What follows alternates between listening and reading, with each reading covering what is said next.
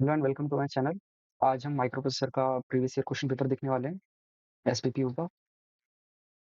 तो वीडियो की टाइमिंग छोटी है, इसलिए हम इसको जल्दी जल्दी एक्सप्लेन करेंगे। और जिसने अभी तक माइक्रो प्रोसेसर स्टार्ट भी नहीं किया है उसके लिए भी ये एकदम बेसिक होगा लेक्चर, है ना। और इसमें ज़्यादा हेवी टर्म्स का यूज़ नहीं किया है मैंने, तो चिल होकर वीडियो को आप देख सकते हो। राइट, ये सारे क्वेश्चन है प्रीवियस ईयर के आए हुए हैं। इसके जितने भी सोल्यूशन है मैंने उनको एक अलग से पीडीएफ में लिख कर अटैच कर दिया है, और मैं उसी के थ्रू आपको एक्सप्लेन करूंगा। ठीक है, लेट्स स्टार्ट। तो पहला क्वेश्चन था features of micro processor. Right, तो फीचर्स ऑफ माइक्रो प्रोसेसर के अंदर ये तीन चार पॉइंट है जो मेन है, इसको आप एलेबोरेट करके पेपर में लिख देना। पहला है कि this is updated version of 8086 and it is 32 bits micro processor. Next is कि इसका जो एमपीयू एएलयू और डाटा बस होते हैं ये भी सारे 32 बिट्स के होते हैं। नेक्स्ट पॉइंट इज कि ये हाई स्पीड है और मल्टीटास्किंग है। इसके पहले के जितने भी इंटेल के माइक्रो प्रोसेसर थे वो मल्टीटास्किंग नहीं कर सकते थे, बट 80386 की यही एक मेन फीचर है कि ये मल्टीटास्किंग कर सकता है। नेक्स्ट इज कि इसकी जो फिजिकल मेमोरी है 4 GB की है। अब हम देखते हैं इसका आर्किटेक्चर।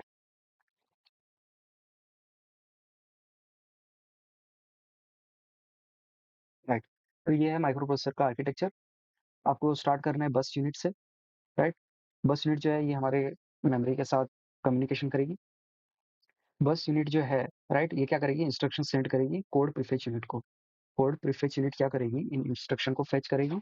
और ये दो स्टेज में होगा, एक होगा प्रीफेच यूनिट और एक होगा प्रीफेच क्यू। क्यू का काम है कि जो इंस्ट्रक्शन आ रहे हैं उनको स्टोर करके रखे। राइट, इसके बाद अगले स्टेज पे जाएगा इंस्ट्रक्शन डिकोडर यूनिट में। राइट, इसके अंदर क्या है कि जो इंस्ट्रक्शन आए हैं वो पहले इंस्ट्रक्शन यूनिट में स्टोर होंगे, उसके बाद क्यू के ऊपर जाएंगे, क्यू के ऊपर इनका स्टैक बनेगा। राइट, जब अगली इंस्ट्रक्शन एग्जीक्यूट हो जाएगी उसके बाद जो उसके पीछे इंस्ट्रक्शन है वो एग्जीक्यूट होगी। राइट, ये एक फ्लो है। इसके बाद ही जाएगी डिकोडर के पास जो कि इस इंस्ट्रक्शन को डिकोड करेगा। उसके बाद ही जाएगी एग्जीक्यूशन यूनिट के पास जहां पर ये एग्जीक्यूट होगी। एग्जीक्यूशन यूनिट जो है ये बनाया हुआ है रजिस्टर, शिफ्टर एंड एएलयू का। इसके बाद ही जाएगी सेगमेंट यूनिट जो कि है सेगमेंट डिस्क्रिप्शन और सेगमेंट यूनिट से बना हुआ। और इसके बाद जाएगी पेजिंग यूनिट। ये था एकदम बेसिक्स ओवरव्यू। ये जो मैंने डायग्राम बनाया ये सबसे सिंपल है, इससे सिंपल आपको शायद ही कोई मिलेगा। राइट, तो ये था इसका एक बेसिक सा आर्किटेक्चर। अब इसके बारे में एक बेसिक सी एक्सप्लेनेशन देख लेते हैं। वैसे तो आपको आइडिया है ही एग्जाम में किस तरीके से इसको एलेबोरेट करके आना है। राइट, तो ये इसकी एक्सप्लेनेशन है। सबसे पहले बस यूनिट के बारे में देख लेते हैं। बस यूनिट का काम है manage data transfer with memory, brings instruction from the memory.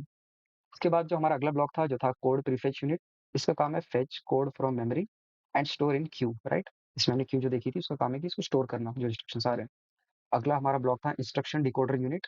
कई जगह आपको इंस्ट्रक्शन ब्लॉक और डिकोडर ब्लॉक दोनों अलग अलग देखने मिलेंगे। राइट, बट क्योंकि मैंने सबसे सिंपलेस्ट डायग्राम बनाई है इसके अंदर आप इंस्ट्रक्शन डिकोडर दोनों यूनिट को एक साथ लिख सकते हो। तो इंस्ट्रक्शन डिकोडर यूनिट के अंदर क्या है, इसका काम है कि डिकोड करना इंस्ट्रक्शन को।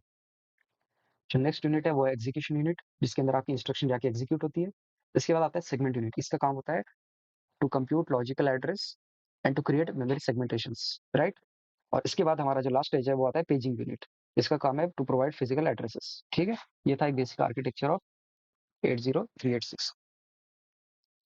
अब हम जाते हैं नेक्स्ट टॉपिक पे जो कि है जो कि डाटा मूवमेंट इंस्ट्रक्शंस। ठीक है, डाटा मूवमेंट इंस्ट्रक्शंस का मतलब क्या है कि जो भी डाटा होता है हमारे माइक्रो प्रोसेसर के अंदर उसकी मूवमेंट कैसे की जाती है from one place to another. ठीक है, ये हम देखेंगे डाटा मूवमेंट इंस्ट्रक्शंस में। तो जो अलग अलग टाइप की इंस्ट्रक्शन होती है वो आपको यहाँ पे लिस्ट करना है इस क्वेश्चन में। This instruction facilitate data transfer between memory registers. ठीक है, इसका पहला टाइप है मूव डीएस। इसका काम है copies data from source operand to destination. Right, तो ये क्या है बेसिकली मैं आपको इसको ओवरव्यू बताता हूँ। राइट, हमारा जो माइक्रो प्रोसेसर होता है इसके अंदर अलग अलग रजिस्टर्स होते हैं। राइट, तो हम बेसिकली देख रहे हैं अलग अलग मेथड जो कि हमारे असेंबली कोड में यूज होते हैं। Right, to to move the data from one place to another. ठीक है, तो पहला है मूव डीएस। ये क्या करता है, डेस्टिनेशन से सोर्स तक डाटा को मूव करता है। इसका एग्जांपल आप ये लिख सकते हो। राइट, ये एक रजिस्टर है और ये एक एड्रेस है, तो इस रजिस्टर से इस एड्रेस पे डाटा को मूव करता है। अगला है पुश। पुश का काम है कि pushes value onto stack. अगला है पॉप। पॉप का काम है pops value from stack into register. इनके एग्जांपल याद से कर लेना क्योंकि एग्जांपल हर वक्त पूछे जाते हैं। अगला है मूव एस। ये इसका काम है कि स्ट्रिंग को मूव करना। Copy block of data from one location to another. अगला है LEA, load effective address, loads address of memory into register. Next point पे आते हैं, जो है describe various operating modes of 80386, right. ये भी एक इंपॉर्टेंट क्वेश्चन है। तो इसका सबसे सिंपलेस्ट एक्सप्लेनेशन मैंने दिया है। कई बार क्वेश्चन अलग अलग तरीके से आता है, जैसे कि वो बोलता है कि एक्सप्लेन प्रोटेक्टेड मोड ऑफ 80386, तो आप इसी चीज को इलेबोरेट करके भी एक्सप्लेन कर सकते हो। तो इसका सॉल्यूशन कुछ इस तरीके का है कि बेसिकली इसमें पूछा गया है कि वेरियस ऑपरेटिंग मोड्स ऑफ 80386, तो ऑपरेटिंग मोड्स कब बनते हैं ये बताता हूँ, राइट। जब हम किसी पीसी को स्टार्ट करते हैं या रीस्टार्ट करते हैं, राइट, एकदम डेड स्टेट से, तो क्या होता है कि जो पीसी है हमारा, वो अलग अलग स्टेट के थ्रू पास होके हमको एक फाइनल आउटपुट दिखता है, राइट। इसको और सिंपल तरीके में ऐसे समझो, ये मेरा एक पीसी था, ये पहले ऑफ था, राइट। मैंने इसको ऑन किया, अब ऑन होते ही इंस्टेंटली मुझे सारी चीजें नहीं दिखाता है, राइट। इसका ओएस पूरी तरीके से लोड नहीं होता, ये कुछ टाइम लेता है बूट होने के लिए, राइट। उसके बाद ये पूरी तरीके से लोड हो जाता है, अब मैं इसमें सारी फंक्शनैलिटीज वर्क करा सकता हूँ, राइट। ये हो गए इसके अलग अलग मोड्स। इन मोड्स को हमें इसमें एक्सप्लेन करना है, तो देखते हैं इसका आंसर,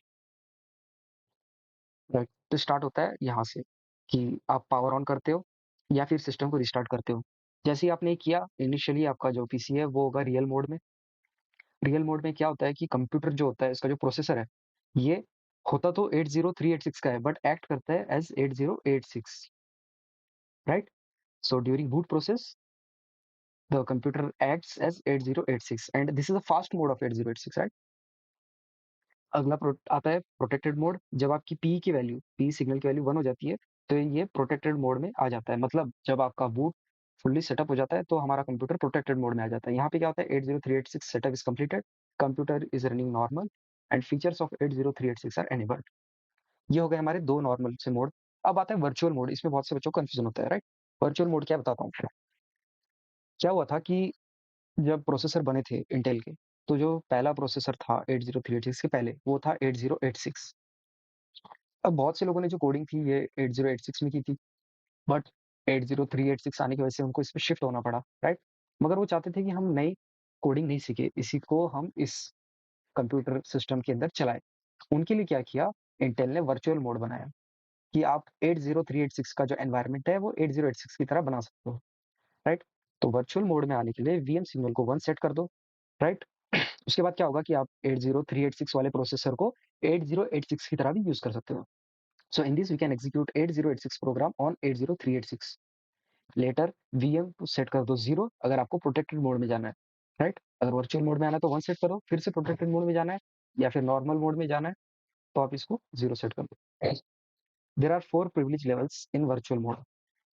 ये ज्यादा इंपॉर्टेंट नहीं है, बट अगर आप बना देते हो तो +1 मार्क मिल जाएंगे। तो ये प्रिविलेज लेवल्स क्या क्या है, सबसे पहला जिसको प्रिविलेज मिलता है वो होता है कर्नल PL0, उसके बाद मिलता है सिस्टम सर्विस को, उसके बाद मिलता है OS एक्सटेंशन को, उसके बाद मिलता है एप्लीकेशन को। तो बस इसको रट लेना है। अब अगला है एड्रेसिंग मोड्स ऑफ 80386। एड्रेसिंग क्या है, determine how processor access data in memory, right. तो एड्रेसिंग के अलग अलग टाइप्स है, राइट। तो इसको मैंने दो तरीके में किया है डिस्टिंग्विश। पहले मैं आपको एक ब्रॉड मोड्स जो है, जो कॉमन मोड्स है वो बताता हूँ, उसके बाद आपको डिटेल मोड्स बताता हूँ, राइट। तो पहले देखिए वो इमीडिएट एड्रेसिंग मोड। इसमें क्या होता है कि operand specified in instruction itself. मतलब क्या है कि ये एक इंस्ट्रक्शन है, राइट, ये असेंबली कोड का एक इंस्ट्रक्शन है। तो हमने क्या किया कि जो ऑपरेंड है उसको इसी के अंदर, इंस्ट्रक्शन के अंदर डायरेक्टली शो करवा दिया, राइट।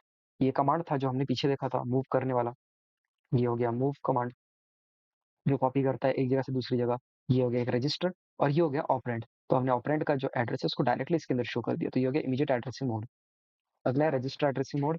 इसमें क्या, operand is specified using register. देखो जो ऑपरेंड था हमने इसको रजिस्टर के हेल्प से इसमें बताया है एड्रेस। जैसे कि क्या है, मूव हमारा एक कमांड है, BX एक रजिस्टर है और AX एक रजिस्टर है। तो हम क्या कर रहे हैं कि हमारा जो एड्रेस है उसको पिछली बार हमने डायरेक्ट बताया था, इस बार हम उसको रजिस्टर के थ्रू डिनोट कर रहे हैं। अगला है इंडेक्स्ड एड्रेसिंग मोड। ये जितनी भी मैं एक्सप्लेनेशन कर रहा हूँ ये सबसे सिंपलेस्ट वे है, तो इसको एज इट इज आपको रटना ही पड़ेगा। इंडेक्स एड्रेसिंग मोड क्या है, टू एक्सेस अरे, इसका यूज होता है। मल्टीपल रजिस्टर्स रिक्वायर्ड है इसमें। इसका एग्जांपल आप इस तरीके से लिख सकते हो। ये बहुत कम बार पूछा गया इंडेक्स एड्रेसिंग मोड। अगला है इम्प्लाइड एड्रेसिंग मोड, इसके अंदर operands are implied and not specified, right. इसका एग्जांपल है STC set the carry flag. अब जो मेन चीज है वो ये है, इस पे क्वेश्चन प्रीवियस ईयर में आ रखे हैं। जो है पहला direct addressing mode. Direct addressing mode में क्या है कि address of operand is directly specified. ये आपकी कमांड थी असेंबली कोड की। इसके अंदर आप देख सकते हो, यहाँ मैंने ब्रैकेट में जो ऑपरेंड है उसका जो एड्रेस है उसको डायरेक्टली मैंने शो कर दिया है। अगला मोड है indirect addressing mode, right. Indirect addressing mode के आगे और बहुत से टाइप्स है, राइट। तकरीबन इसके 4 टाइप्स है।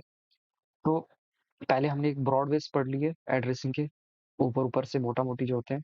अब हम नैरो ओवर बढ़ रहे हैं। अब हम आ गए हैं 2 टाइप्स के अंदर, एक है डायरेक्ट एड्रेसिंग और एक है इनडायरेक्ट एड्रेसिंग, राइट। डायरेक्ट और एक है इनडायरेक्ट। डायरेक्ट का तो मैंने आपको बता दिया कि आपकी जो कमांड होती है इसके अंदर आप डायरेक्टली उसका एड्रेस शो कर रहे हो, राइट। अब इनडायरेक्ट को देखते हैं। इनडायरेक्ट के आगे और 4 टाइप्स है।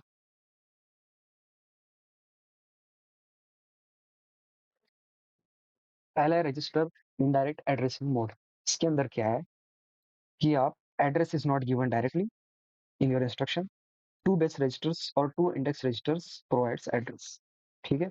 तो यहाँ पर आप देख सकते हो एक बेस रजिस्टर का यूज किया है एड्रेस प्रोवाइड करने के लिए, डायरेक्टली एड्रेस नहीं लिखा गया है क्योंकि ये इनडायरेक्ट मेथड है। इसके नाम से ही आप पता करा सकते हो कि मेथड कैसी है, इसको ज्यादा याद करने की भी जरूरत नहीं है। रजिस्टर इनडायरेक्ट एड्रेसिंग मतलब हम रजिस्टर का यूज कर रहे हैं, राइट। अगला है register relative addressing mode. Relative है मतलब क्या, एक लोकेशन जो हमको पता थी उसके रिस्पेक्ट में हम कुछ और लोकेशन को ऐड कर रहे हैं, राइट। और फिर हमारी फाइनल एड्रेस बता रहे हैं। तो रिलेटिव में आप क्या करोगे, operand address is calculated with respect to base register and 8 bit और 16 बिट इज यूज्ड। तो ये इसका कमांड है इस तरीके का। आपको ये एग्जांपल्स एज इट इज रटने होंगे।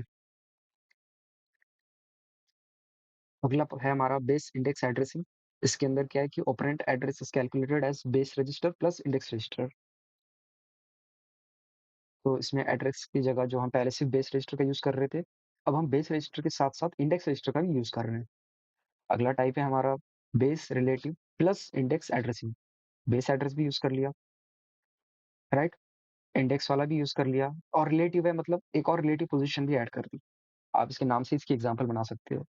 और इसमें सिंपल चीज ये है कि आप एक्सप्लेन चाहे एग्जामिनर को कुछ भी करके आ जाओ, जो आपका एग्जाम्पल होगा वो मैटर करेगा। तो मैं चाहता हूँ आप या तो एग्जाम्पल को अच्छे से समझ लो या तो इसको रट लो, इसके अलावा कोई ऑप्शन नहीं है। अब अगले तो next topic control register of micro processor की पहले डेफिनेशन देख लेते हैं। कंट्रोल रजिस्टर जो है, it controls machine state that affects all task in the system. ये इसकी सबसे सिंपल डेफिनेशन। मैं चाहता हूँ कि आप सिंपल से सिंपल डेफिनेशन याद करो, क्योंकि मैं सज्यूम कर रहा हूँ कि आपको माइक्रो प्रोसेसर की ज्यादा प्रायर नॉलेज नहीं है, ठीक है। आप इसके कुछ पॉइंट्स देख लो कंट्रोल रजिस्टर के, कि there are 4 control register, C0 से लेके C3 तक। Size of each register is 32 bits. Control register is available in protection mode only. तो इसको बेसिकली ऐसे समझो कि कंट्रोल रजिस्टर, मेरे पास एक रजिस्टर है जिसके आगे और 4 रजिस्टर है, मतलब इसके टाइप्स। एक है हमारा CR0, CR1, CR2, CR3, right. अब इसमें क्या बताया गया है कि जो CR1 है, इट्स नॉट यूज्ड, मतलब ये क्या है, रिजर्व कर रखा है हमारे इंटेल ने, तो इसका यूज ही नहीं होता। उसके बाद आता है हमारा CR2, which is page fault linear address, right. ये बेसिकली क्या है कि अगर हमारे पेज में कोई फॉल्ट आता है तो इसकी वैल्यू सेट हो जाती है और हमें पता चल जाता है कि पेज में फॉल्ट है। अगला है CR3, जो कि बना है पेज डायरेक्टरी बेस एड्रेस से और 0 बिट्स से। अब इसमें मेन जो है वो है CR0, कंट्रोल रजिस्टर 0, इसी को एक्सप्लेन कर रखा है। तो इसमें क्या है, इनिशियली कुछ 5 रजिस्टर दिखाए और यहाँ स्टार्ट में एक रजिस्टर दिखाया है, इसके बीच में आपको 0 0 पुट करना है, और 0 मतलब ये पूरी 0 बिट्स है। अब जो यहाँ पर एक बीट दिख रही है पी बीट क्या है, इसको बोलते हैं प्रोटेक्शन एनेबल्ड। जब हमारा जो रजिस्टर है ये प्रोटेक्शन एनेबल्ड होगा तो इसकी वैल्यू 1 सेट हो जाएगी। उसके बाद है MP, मैथ को प्रोसेसर। इसका काम है to execute floating point instructions, और ये भी अपनी वैल्यू को 1 सेट कर देगा जब ये एग्जीक्यूट हो जाएगा। अगला है EM है इमेल्युएट को प्रोसेसर। ये 1 होगा अगर कोई एरर या एक्सेप्शन आता है। और अगला है TS यानी टास्क स्विच। उसके बाद है ET एक्सटेंसिबल टाइप। उसके बाद है PG जो हमारी लास्ट बीट है यहाँ पर, जो है पेजिंग एनेबल्ड। इन सबको आपको रटना ही है, इसके अलावा कोई ऑप्शन है नहीं। ये पेज थोड़ा मैसअप हो गया, इसको देख लेना। आते हैं हमारे डीबग रजिस्टर के ऊपर। कंट्रोल रजिस्टर था, वो बना था 4 रजिस्टर से। जो डीबग रजिस्टर है, ये बना है 8 रजिस्टर से। अब इसमें मेन पॉइंट ये है कि जो हमारा DR0 से लेके DR3 तक 4 रजिस्टर है, राइट? ये है break point linear address, right? और इसके बाद की जो 2 है DR4 और DR5, ये है इंटरनल रिजर्व, मतलब इसका हम यूज़ नहीं करेंगे। और DR6 और DR7 जो है, ये हमारे लिए इम्पोर्टेंट है। तो इसको लर्न करना और भी ईज़ी है, राइट? अब देख लेते हैं डीबग रजिस्टर के बारे में कुछ पॉइंट्स। पहला है कि it's used for debugging, helps to control aspect of program execution. अब हमने अलग-अलग रजिस्टर को एक्सप्लेन किया है। DR0 से लेके DR3 जो हमारे ब्रेक पॉइंट लीनियर एड्रेस है, इनको एक्सप्लेन किया है। Stores the address that you want to monitor, right? And when program access this registers, processor takes a note. ये पॉइंट लिखने हैं आपको DR0 से DR3 के लिए। अगला है DR6 जो है debug status. This is used to track status, keeps track of debug register that cause events, right? इसका बेसिकली काम है बस स्टेटस रखना। अगला है DR7 जो है debug control, कमांड सेंटर है।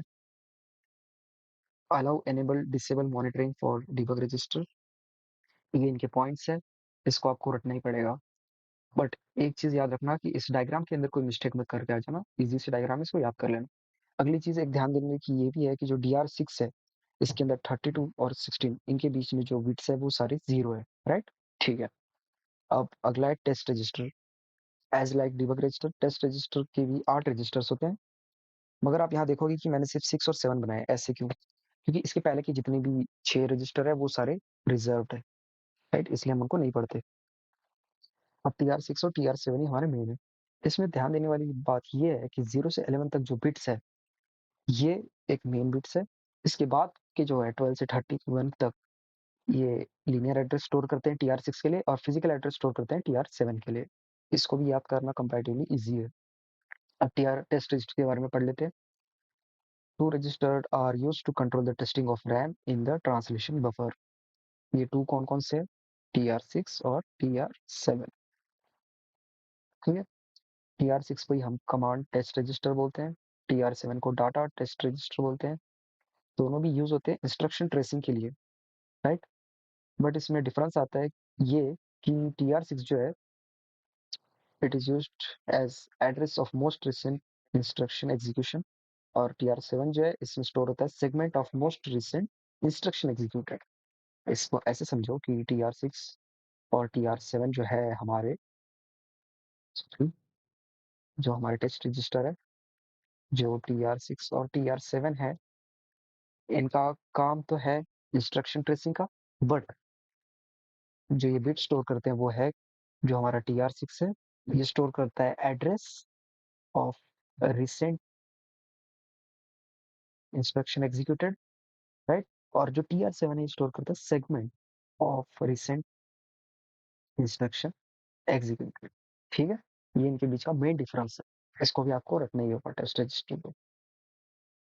अब अगला आता है topic type of register. Actual में इसके अंदर पीछे के भी हमारे सारे रजिस्टर आते हैं, बट ये क्वेश्चन था इसलिए मैंने इसकी हेडिंग एज इट इज रखी है। इसी को हम एप्लीकेशन रजिस्टर भी बोलते हैं या प्रोग्रामिंग मॉडल भी बोलते हैं, ठीक है? इसमें आते हैं हमारे जनरल रजिस्टर, सेगमेंट रजिस्टर, और तीसरा आता है फ्लैग रजिस्टर, राइट? इसको आगे एक्सप्लेन करेंगे। तो जनरल रजिस्टर क्या है? इसका यूज होता है जनरल डेटा मैनिपुलेशन के लिए, अरिथमेटिक एंड लॉजिकल ऑपरेशंस के लिए। 32 जनरल पर्पस रजिस्टर भी बोलते हैं इसको। इसके एग्जांपल है EAX, EBX, ECX, EDX। आगे देखेंगे इसके बारे में। इसका यूज होता है operation on integers and memory addresses के लिए। अगला है हमारा segment register. It is used for memory segmentation. 6 segment registers are there total. इसके कुछ एग्जांपल्स है CS, DS, ES। Code segment, data segment, extra segment. ये अलाउ करता है मेमोरी प्रोटेक्शन को। अब इसके मैं आपको जो डायग्राम है वो बताता हूँ। ये है हमारा जनरल पर्पस वाला, और ये हमारा सेगमेंट रजिस्टर। जनरल पर्पस में क्या है, ये हमारे जो स्टार्ट के 16 बिट्स है वो तो एज इट इज है, बट इसके बाद की जो है वो 8 बिट्स में डिवाइडेड है, राइट? इस तरीके का इसका डायग्राम है, आपको इसको याद करना होगा। अगला है सेगमेंट रजिस्टर। सेगमेंट रजिस्टर के अंदर हमने जैसे देखा था टोटल 6 सेगमेंट्स होते हैं। इसको याद रखने की टेक्निक है C D E F G, बस लास्ट में आएगा S। तो ES, CS, DS, SS, FS और GS ये सारे 16-16 बिट के हैं। CS है वो कोड सेगमेंट रजिस्टर है। आपको इनके फुल फॉर्म याद रखने की जरूरत नहीं, आप अगर ये डायग्राम भी बना के आ जाते हो तो वेल एंड इनफ है। नेक्स्ट है हमारा फ्लैग रजिस्टर। फ्लैग रजिस्टर जो होता है ये एक इंपॉर्टेंट टॉपिक है टाइप्स ऑफ रजिस्टर में, इस पे एक स्पेशल क्वेश्चन भी आ रखा है और आने के चांसेस है। तो जो फ्लैग रजिस्टर है इसकी साइज होती है 32 बिट की, used in indicating outcome of arithmetic and logical operations as well as control the execution flow. तो अब इसके टोटल 32 बिट्स है, मगर मैंने यहाँ जो है 12 से लेकर 31 तक ही एक्सप्लेन किया है। ऐसा क्यों बताता हूँ, तो इसकी जो 32 बिट्स है टोटल, इसके अंदर D0 से लेकर D7 तक जो बिट्स है राइट, वो 8085 की है एज इट इज। जो D11 से लेके D0 तक है वो 8086 में यूज की है एज इट इज। तो हमको इनको पढ़ने की जरूरत नहीं, हम अभी पढ़ रहे हैं 80386। तो हम पढ़ेंगे जो एडिशनल बाद में ऐड हुई है D12 से लेकर D31 तक, राइट। तो वो कौन कौन सी ऐड हुई है, एक है IOPL, NT, 0, RF, VM, Intel reserve, right. एक बात गौर करने लायक ये है कि बच्चे यहाँ मिस्टेक कर देते हैं। जो IOPL है ये बना होता है 2 बिट्स का, DR12 एंड DR13 का। ये डायग्राम मस्ट है, इसमें कोई मिस्टेक मत करके आना। अगर आपके नीचे जो डिस्क्रिप्शन है उसमें कोई मिस्टेक होगी तो वो निगलेक्ट कर दी जाएगी, बट ये डायग्राम में कोई मिस्टेक नहीं होना चाहिए, और ये सबसे सिंपलेस्ट डायग्राम है। इससे सिंपल आप इसको शॉर्ट कर ही नहीं सकते। अब देखते हैं IOPL के बारे में। IOPL जो है it is having privilege levels, 2 bit का होता है, डिफाइंड बाय सिस्टम है, gives priority levels. Priority level जो है वो बताता है हमारा IOPL। ये 2 बिट का है, इसके 2 बिट कुछ इस तरीके के हैं, 0001, है ना, 1011। तो इसको लेवल 1 बोलते हैं, इसको लेवल 0 बोलते हैं, इसको लेवल 1, इसको लेवल 2, लेवल 3। मेन है कि आप ये 4 पॉइंट याद कर लो अच्छे से। उसके बाद है हमारा एंटी जो है नेस्टेड टास्क, राइट। इसकी वैल्यू 1 होती है फॉर नेस्टेड टास्क एंड ये सिस्टम डिफाइंड है। अगला RF जो है रिज्यूम फ्लैग, और use to resume debug break point and ये यूजर डिफाइंड होता है। अगला है VM जिसको वर्चुअल मोड बोलते हैं, जो हम पीछे पढ़ चुके हैं टाइप्स ऑफ मोड में। और प्रोग्राम ऑफ 8086 जो है आप इसको 80386 मशीन पे रन कर सकते हो वर्चुअल मोड की वजह से। ठीक है, तो ये कुछ है इसके बेसिक फ्लैग्स के बारे में, इसके बेसिक बिट्स के बारे में, जो कि आपको लिखना है फ्लैग रजिस्टर में। अगर आप इसमें और डीप जाना चाहते हो तब आपको क्या करना है, इसके जो आगे के बीट्स है D11 के बाद के इस साइड वाले बीट्स उनको एक्सप्लेन कर सकते हो। वो कुछ इस तरीके के हैं, बट मैं रिकमेंड नहीं करता इनको मेंशन करना। जो है D0 पे आपका कैरी फ्लैग होता है, D2 पे आपका पैरिटी फ्लैग होता है, D6 पे आपका जीरो फ्लैग है, D7 पे आपका साइन फ्लैग, D8 के ऊपर आपका ट्रैप फ्लैग, D9 पे इंटरप्ट फ्लैग, D10 पे डायरेक्शन फ्लैग, D11 पे ओवर फ्लैग। मैं ऐसा अज्यूम कर रहा हूँ कि आप इसको एग्जाम के एक दिन पहले पढ़ रहे हो, तो मैं नहीं चाहता कि आप ये सब याद करते बैठो। अगर आप इतना भी लिख के आ जाते हो इस पेज पे का तो वेल एंड इनफ है। आपको अगर 5 मार्क के लिए क्वेश्चन आता है तो 3.5 या 4 मार्क आराम से मिल जाएंगे। अब नेक्स्ट आता है रीड साइकिल और राइट साइकिल के बारे में। राइट, ये एक इंपॉर्टेंट टॉपिक है, पिछले बार ऑप्शनल में भी यही क्वेश्चन आया था। तो माइक्रो प्रोसेसर के 2 साइकिल्स है, एक है रीड साइकिल, एक है राइट साइकिल, राइट। और इनके भी जो है और 2 टाइप आते हैं जब आप आगे जाते हो, तो एक होता है नॉन पाइपलाइन और एक है पाइपलाइन। ठीक है, तो हम पहले रीड साइकिल पढ़ते हैं, क्योंकि अगर आपने रीड साइकिल एक बार अच्छे से पढ़ ली तो आप राइट साइकिल को as it is read cycle की तरह कॉपी करके लिख सकते हो। ये इंपॉर्टेंट क्वेश्चन है, बार बार बोल रहा हूँ, इसमें थोड़ा आपका फोकस चाहिए। रीड साइकिल जो है, in this one cycle is made up of 2 states. आपको इसका पहले दिखा देता हूँ मैं। ग्राफ कुछ इस तरीके का होता है, इसमें अलग अलग मशीन साइकिल्स होती है। हर मशीन साइकिल के अंदर 2 स्टेट्स होते हैं, T1 T2 T1 T2, right. तो क्या है कि one machine cycle is made up of 2 states. 80386 जो है माइक्रो प्रोसेसर, वो क्या करता है, sends address in first T state मतलब T1 and gets data in second T state T2। ये हम पढ़ रहे हैं रीड साइकिल के लिए नॉन पाइपलाइन, ये चीज को ध्यान में रखना है। अब इसके अंदर एक, जब आप बनाओगे इसका ग्राफ तो सबसे सिंपलेस्ट ग्राफ यही है, आपको इसी को फोकस करना है। बाकी और ग्राफ्स के अंदर बहुत सी चीजें होती है, क्लॉक होता है, रीड होता है, राइट होता है, रीड राइट के ग्राफ्स होते हैं, क्लॉक के होते हैं, उन सबको आपको इग्नोर करना है, रीसेट का होता है, इन सबको इग्नोर करना है। ये 3 जो है ये मेन है, इन तीनों को अच्छे से कर लो। ठीक है, तो हम देखते हैं हमारी ये डेफिनेशन क्या बोल रही है ऊपर। ये बता रही है कि जो एड्रेस होता है, राइट, वो T1 साइकिल में जाता है और जो डाटा होता है वो T2 साइकिल में मिलता है हमको। ठीक है? हम क्या कर रहे हैं, रीड कर रहे हैं। तो बेसिक सा फंक्शन क्या है कि जो हमारी मशीन है, राइट? जो हमारी मशीन है, हम तो एक यूज़र हो गए। ये मैं हूँ यूज़र, ये मेरी मशीन है। मैं इसको बोल रहा हूँ कि ये पकड़ एड्रेस और मेरे को इस एड्रेस पे जो डाटा है वो ला कर दे। ठीक है? ये हो गई रीड साइकिल। वो भी कौन-सी? अभी हम पढ़ रहे हैं पाइपलाइन, सॉरी नॉन पाइपलाइन। ठीक है? तो इसमें क्या हो रहा है देखो, T1 में एड्रेस जा रहा है आपका, ये चल तो रहा है T1 से T2 तक, मगर जो इसका इनिशियलाइज़ेशन होता है वो T1 में हो गया है ना? तो T1 में आपका एड्रेस गया और T2 में आपको डाटा मिल गया। ये जो ब्लॉक दिख रहे हैं ये डाटा के हैं, ये हो गया, ये हो गया। ठीक है? एन बार आप देख रहे हो, इसका कोई यूज़ नहीं है, ये नॉर्मल सा है, कांस्टेंट चल रहा है throughout the graph, N is not used. अब इसमें बेसिकली क्या हो रहा था, इसका ड्रॉबैक ये था कि अगर जो हमारी मशीन है, उसको एड्रेस देते समय थोड़ा भी डिले हो रहा था, राइट? और हमारा ये एड्रेस T1 के बजाय T2 से स्टार्ट अगर हो रहा था, राइट? यहाँ से, तो क्या हो रहा था कि हमारा डाटा जो रिसीव हो रहा है वो प्रोसेस बंद हो जा रही थी, राइट? हमारी जो मशीन थी हमें डाटा ही नहीं दे रही थी उसके आगे। उसको लग रहा था कोई एम्बिग्यूटी कॉज़ हो गई है। इसको ओवरकम करने के लिए हमने पाइपलाइन सिस्टम बनाया रीड साइकिल। ठीक है? वो क्या है बताता हूँ। रीड साइकिल का पाइपलाइन सिस्टम।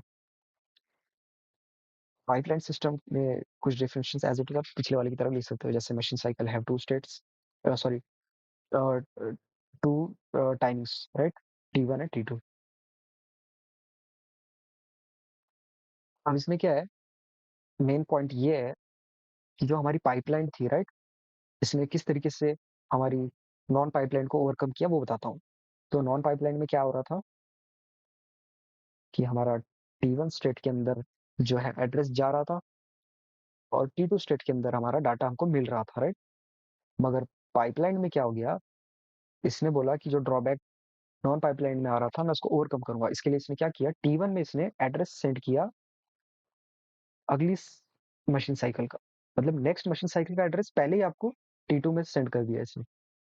ठीक है? अगली मशीन साइकिल का, और T1 में इसने डाटा एक्सेप्ट किया। समझ गए? इसका तो रिवर्स हुआ ही, मगर मेन चीज़ ये है कि एड्रेस जो भेजा गया, वो अगली मशीन साइकिल का भेजा गया। ठीक है? क्या हुआ, address will be sent in T2 state for next machine cycle and this will make decoder delay transparent. इससे क्या होगा, डिकोडर डिले ट्रांसपेरेंट हो जाएगा। इससे क्या होगा एक्चुअल में कि हमें थोड़ा एक्स्ट्रा टाइम मिल जाएगा। अगर इन केस डिले भी आता है, राइट? तो हमारी जो पूरी प्रोसेस है रीडिंग की स्टॉप नहीं होगी। ठीक है? इस तरीके का इसका कुछ ग्राफ है। अब आप इसमें देख सकते हो कि ये हमारी मशीन साइकिल है 1 और 2, इसकी ये 2 टाइमिंग्स है T1 T2 T1 T2। इसमें जो एड्रेस है आप देख सकते हो T2 से स्टार्ट हो रहा है, राइट? यहाँ से लेके यहाँ तक, ठीक है? और जो डेटा है वो एज़ यूजुअल पिछली वाली की तरह ही है, उसमें कोई चेंज नहीं आया है। बट जो एन बार है वो वेरी कर रहा है, कभी लो, कभी हाई, कभी लो, कभी हाई। तो इस तरीके का कुछ इसका ग्राफ है, आपको इसको भी याद करना होगा। अब मैं जो बात बता रहा था कि अगर एक बार आपने रीड साइकिल अच्छे से पढ़ ली तो आपको राइट साइकिल पढ़ने की ज़रूरत क्यों नहीं है? तो बेसिकली रीड साइकिल में क्या हो रहा था कि हम रीड साइकिल के अंदर जो हमारी मशीन है, राइट? ये हमारा यूज़र है, ये हमारी मशीन है। तो हम मशीन को हमारे एड्रेस दे रहे थे, राइट? और हमारी मशीन हमें डाटा दे रही थी। ये था रीड साइकिल। अब राइट साइकिल में क्या है, हमको डाटा को राइट करना है। तो हम क्या करेंगे, हमारी मशीन को एड्रेस भी देंगे, उसी के साथ-साथ डेटा भी देंगे। हम उसको बोलेंगे इस एड्रेस पे ये डेटा को पुट करो। तो जो ओवरऑल ग्राफ है वो आपकी सेम रहेगी। बट फंक्शनैलिटी क्या चेंज होगी कि आप एड्रेस के साथ-साथ डाटा भी सेंड कर रहे हो। तो इस तरीके का जो मॉडिफिकेशन है डेफिनिशन में ये आपको करना होगा। इतना तो आप कर ही सकते हो। अब अगला क्वेश्चन था कि डेटा टाइप्स को एक्सप्लेन करो, तो ये तो ईज़ी है। ये तो आपको पता ही होगा, पिछले ऊप्स वगैरह में आप बहुत पहले से पढ़ते आ रहे हो डीएसए में। डेटा टाइप्स इसमें byte, word, double word, sign integer, unsigned integer, bit string and string. Next question था मेमोरी ऑर्गेनाइजेशन पे। तो 80386 जो है 32 बिट की बस होती है, राइट? मेमोरी ऑर्गेनाइजेशन को हम बैंक्स भी बोलते हैं। ये एक इंपॉर्टेंट पॉइंट है। इसका मेन चीज़ ये है कि वन मेमोरी लोकेशन जो है इसको इंडिकेट किया जाता है बाय 1 बाइट, और 1 बाइट जो है वो मेड अप होती है 8 बिट्स की। अगला पॉइंट ये है कि 32 bit data is access from 4 location we have memory divided into 4 banks. अब यहाँ पे मेन चीज़ क्या है, मेमोरी ऑर्गेनाइजेशन में क्या होता है कि हम मेमोरी को ऑर्गेनाइज कर देते हैं। हमारी मेमोरी हमने देखा था स्टार्ट में माइक्रो प्रोसेसर की स्पेसिफिकेशन में कि 4 जीबी होती है। बट हम मल्टीटास्किंग के लिए इसको क्या करते हैं, हम इसको डिवाइड कर देते हैं 4 ब्लॉक्स में, या जिसको 4 बैंक्स बोलते हैं, अलग-अलग बैंक्स। और हर इसको 1-1 जीबी का बना देते हैं। Each bank is of 1 GB. अब क्या होता है कि इसके डायग्राम को आपको डेफिनेशन लिखने के बाद एक्सप्लेन करना है। ये सबसे सिंपलेस्ट है इसका फॉर्म डायग्राम का। आपके जो डाटा के जो बिट्स है वो D0 से D31 तक है। उसके बाद आपके बीज है जो 0 से लेके 3 तक है, मतलब 4 बी है, राइट? ये भी आपके डेटा पिन्स है, और आपके 4 बैंक बना दिए आपने, B3, B2, B1, B0। अब इसमें क्या है कि जो डाटा के हमारे पिन्स थे, वो भी डिवाइड हो गए 8 8 के हिस्सों में। ये हो गया हमारा D0 से D7, ये हो गया D8 से D15, ये हो गया D16 से D23, ये हो गया D24 से D31। ये अलग-अलग बैंक्स हैं, और आपको इस तरीके से इसको डायग्राम को बनाना है। ये सबसे इसकी सिंपलेस्ट रिप्रेजेंटेशन है। मैं बार-बार बोल रहा हूँ, माइक्रो प्रोसेसर ऐसी चीज़ है जिसमें टीचर कम फ़ोकस करते हैं आपके कंटेंट को रीड करने में, और ज़्यादा फ़ोकस करते हैं आपकी डायग्राम को देखने में और उसको समझ के चेक करने में। तो कोशिश करना डायग्राम को क्लियर बनाने की और बड़ी बनाने की। बिगर बच्चे क्या करते हैं, छोटी कर देते हैं, उससे पूरी खिचड़ी हो जाती है, और टीचर को क्लैरिटी नहीं मिलती, तो फिर वो आपके मार्क काटेगा। बड़ी बनाना है, और अगर हो सके तो यूज़ करना पेंसिल का, क्योंकि उससे भी एक क्लैरिटी आती है। जब आप 2 कलर का यूज़ करते हो, पेंसिल से टेबल बनाते हो और उसकी जो अंदर की मीनिंग है वो पेन से करते हो, तो वो और भी एक एक्स्ट्रा इंप्रेशन क्रिएट करती है। अगला पॉइंट था मेमोरी मैनेजमेंट रजिस्टर का, राइट? इसमें क्या है, ये सारे जो है सबसे मेन पॉइंट कि ये प्रोटेक्टेड मोड में ही काम करेंगे। Memory management register basically 4 type के हैं। ये टॉपिक जो है ये आने के कम चांसेस हैं। मैं बस आपको एक बेसिकली पढ़ा दे रहा हूँ कि अगर इन केस कभी आ जाता है एक्स्ट्रा में, तो आप इसको सॉल्व कर सकते हो। एक है GDTR, एक है LDTR, एक है IDTR और TR, test register, table register sorry. तो GDTR है ग्लोबल डिस्क्रिप्टर टेबल रजिस्टर। ये क्या करता है, hold address and size of global descriptor table. इसी तरीके से हमारा LDTR है local descriptor table register, IDTR है इंटरप्ट डिस्क्रिप्टर टेबल रजिस्टर, और लास्ट में TR टेबल रजिस्टर। इनके बारे में आप ये पढ़ के बेसिक सी डेफिनेशन भी लिख सकते हो, और इस वाली डेफिनेशन को भी मॉडिफाई कर सकते हो, राइट? अगला टॉपिक आता है explain the signals. Signal basically क्या होते हैं ये बताता हूँ। ये आपका एक माइक्रो प्रोसेसर है 80386 का। इसके ये अलग-अलग पिन्स है। अब ये अलग-अलग पिन्स के अलग-अलग सिग्नल्स भी होते हैं, राइट? तो बेसिकली ये एक्सप्लेन करने आपको बोलता है। एक तो क्वेश्चन आ जाएगा एक्सप्लेन पिन डायग्राम का, या फिर इसके अंदर की जो सिग्नल है उनको एक्सप्लेन करने का आएगा। तो ये बेसिकली 5 मेन सिग्नल्स है इसके। एक है INTR, एक है ATS, एक है रेडी, होल्ड, NMI। इसी के साथ-साथ होते हैं क्लॉक वाले, क्लॉक, रीसेट, राइट, रीड। ठीक है, इनके बारे में देखते हैं आगे। तो पहले हमारे इस 80386 मॉडल को समझ लेते हैं। स्टार्ट होता है यहाँ से। पहले क्लॉक हो गया, फिर रीसेट हो गया, रेडी हो गया। इनके बारे में तो आप लिख ही सकते हो, ये तो ईज़ी है। अगला आता है इंटरप्ट, जिसमें आते हैं NMI और INTR। उसके बाद आता है होल्ड का, जिसमें आता है होल्ड और HLDA। उसके बाद आते हैं हमारे PREQ, एरर, बिज़ी। ये आते हैं हमारे को प्रोसेसर इंटरफेस में। उसके बाद आते हैं एड्रेस मीन्स, जो है A2 से लेके A31। ये एक मेन पॉइंट है कि ये A1 नहीं है, यहाँ A2 से स्टार्ट होगा। और हमारा B बार 3 से लेके B बार 0 तक। उसके बाद ये हमारे डेटा बस पिन्स है, D0 से D31, ये भी उसी का पार्ट है। BS6 बार। उसके बाद हमारे 3 और है, memory, data, read and right, anywhere, radius and lock. अब आपको इनकी एक्सप्लेनेशन बताता हूँ। इनकी एक्सप्लेनेशन यहाँ पर दे रखी है। जो मेन पिन्स है, जो सिग्नल है, इनके बारे में बताया है। INTR, जिसको इंटरप्ट रिक्वेस्ट बोलते हैं, device connected to computer needs processor attention. क्या होता है कि इन पिन्स का यूज़ तब करते हैं कि जो आपका कंप्यूटर है, इसको अगर आप कोई बाहर से डिवाइस यूज़ करते ऐड करते हो, राइट? जैसे कीबोर्ड वगैरह हो गया, उसका जो है अटेंशन पाने के लिए इनका यूज़ किया जाता है। उसके बाद ADS, address stroke, address present on address versus valid, ये इसका पॉइंट है। रेडी, जो कि readiness of device to send and receive data, ये बताता है। अगला है hold, used by external devices to request control of system bus. System bus का कंट्रोल पाने के लिए रिक्वेस्ट करते हैं, इसका होल्ड पिन यहाँ पे यूज़ होती है। अगला है NMI, non maskable interrupt.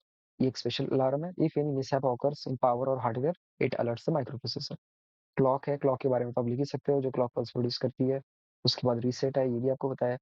Right pin ये भी पता है, रीड पिन ये भी पता है, एएलई एड्रेस लैच इनेबल्ड ये भी पता है, सीएस चिप सेलेक्ट ये कम्युनिकेशन विद चिप के लिए हेल्प होती है इससे, और ओईए आउटपुट एनेबल्ड, आईआरक्यू इतना डीप में नहीं पूछेगा वैसे तो, ये जो ऊपर के 5 थे ये इंपॉर्टेंट थे, और एसी के एक्नॉलेजेबल होती है, ये सारे इसके पिन्स है। उसके बाद है प्रोसेसर स्टेट आफ्टर रीसेट, ये टॉपिक इंपॉर्टेंट है इसके अंदर। बेसिकली ये क्या बोल रहा है कि जब हम हमारे पीसी को राइट या हमारे कंप्यूटर को रीसेट करते हैं तो इसके प्रोसेसर के अंदर क्या चेंजेस आते हैं, ये हमको बताना है। और आपने बहुत से वीडियो देखे होंगे इस टॉपिक के ऊपर, बट एक्सप्लेनेशन जो है वो बहुत बड़ी बड़ी दे रखी है, राइट, मैंने इसको एकदम प्रिसाइज फॉर्मेट में दिया है। अब आपको करना क्या है कि इसको आपके सिंपल वर्ड्स के अंदर कन्वर्ट करो, और जब एग्जाम में जाओ तो इसको भर भर के लिख के आओ, क्योंकि ये जो टॉपिक है ये लेंथ मांगता है, इसमें आपने कम से कम 2 पेज तो लिखनी चाहिए मैं मानता हूँ। तो प्रोसेसर के अंदर क्या चेंजेस आते हैं, राइट, पीसी को रीसेट करने के बाद या अपने डिवाइस को रीसेट करने के बाद, वो देखो। पहला होता है ईएक्स रजिस्टर, इसमें क्या चेंज आता है, content of EX depend on self test, self test is requested at the end of reset, EX is set to 0 if 80836 passed the test or it's set to undefined। मतलब क्या बोल रहा है कि जो हमारा EX रजिस्टर है ये डिपेंडेंट है सेल्फ टेस्ट पे।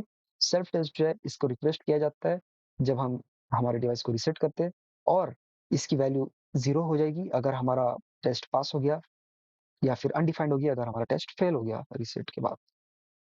उसके बाद है DX रजिस्टर, इसमें क्या चेंजेस आते हैं वो देखते हैं। It holds revision number. अगला है CRO register, right, it is used in process like ये क्या करता है कि जब हमारा जो प्रोसेसर है वो रीसेट हो जाता है तो ये रीड मोड को एनेबल कर देता है और पेजिंग और प्रोटेक्शन को डिसेबल कर देता है रीसेट के टाइम पे। और इसी के साथ एक लाइन ऐड करना है, processor begin in read address mode. जब प्रोसेसर स्टार्ट होता है रीसेट के बाद तो रीड एड्रेस मोड में स्टार्ट होता है। उसके बाद EDX में भी चेंज होते हैं, तो आप EDX के लिए ये डायग्राम बना के आ सकते हो। EDX आफ्टर रीसेट क्या होता है इसमें कि 0 से लेके आपकी 7 पिन तक DL हो जाएगा, और 7 से 15 तक आपका ये DH हो जाएगा, और इसके बाद की अनडिफाइंड बिट्स होगी, राइट। ये एक इंपॉर्टेंट टॉपिक है, इसके आने के चांसेस ज़्यादा है। मैंने एकदम सिंपलेस्ट फॉर्म में बताया है, अब आपका काम है इसको ज़्यादा से ज़्यादा इलेबोरेट करना। अगला पॉइंट है shift instruction and rotate instructions. इसको सबसे सिंपल फॉर्म में आपको एक्सप्लेन करता हूँ। Shift instruction and rotate instruction क्या है, तो हमने देखा हमारे जो बेसिकली जितने भी रजिस्टर वगैरह थे तो इसके अंदर बीट्स का यूज हुआ है, राइट। अब इन बीट्स को मैनिपुलेट करने के लिए हमें शिफ्ट या रोटेट इंस्ट्रक्शन का हेल्प लेना होता है। इनके नाम से ही पता चल रहा है, शिफ्ट क्या करेगा, बिट्स को शिफ्ट करेगा एक पोजीशन से दूसरी, दूसरी से तीसरी। रोटेट क्या करेगा, इनको पूरा रोटेट कर देगा, राइट, जैसे मेरी ये 3 बिट है तो इस बिट को पूरा रोटेट मतलब इस पोजीशन पे ला लेगा। तो अब इसके अंदर और 2 टाइप पड़ेंगे, शिफ्ट जो है वो या तो लेफ्ट में होगा या तो राइट में होगा। वो इसके आगे 2 टाइप और बन गए, लॉजिकल शिफ्ट लेफ्ट, SHL बोलते हैं इसको। आप बोलोगे तो LSHL होना चाहिए था, मगर ऐसे नहीं है, ये SHL है। अगला है लॉजिकल शिफ्ट राइट, SHR, ठीक है। इसका एग्जांपल है, इस तरीके का कमांड लिख के आ जाना, SHL AX2, मतलब 2 पोजीशन से इसको शिफ्ट कर दो बीट को। अगला है हमारा SHR, इसका एग्जांपल ऐसे लिख देना, SHRAX2, मतलब राइट शिफ्ट कर देना 2 बिट, 2 प्लेसेस से हमारी बिट को। अब हमारा जो रोटेट वाला है उसके भी और 2 टाइप है, एक है रोटेट लेफ्ट और एक है रोटेट राइट। रोटेट लेफ्ट को आप लिख सकते हो ROL कमांड के अंदर। ये क्या करेगा कि जो बिट है उसको लेफ्ट के डायरेक्शन में रोटेट करेगा, जो रोटेट राइट है ये राइट के डायरेक्शन में रोटेट करेगा बिट को। इसका एग्जांपल लिख देना, ROR AX5, 5 पोजीशन से आप क्या कर रहे हो, इसको रोटेट कर रहे हो। इस तरीके के कुछ इसके एग्जांपल थे, ये था हमारा PYQ पेपर, आप देख सकते हो। आपने इसको सक्सेसफुली कंप्लीट कर दिया। अगर आप इतना भी पढ़ के जाते हो तो आपने आपके सिलेबस का, मैं मानूंगा कि आपने 70% खत्म कर दिया है, और आप आराम से 20 अबव स्कोर कर सकते हो। That's it, thank you.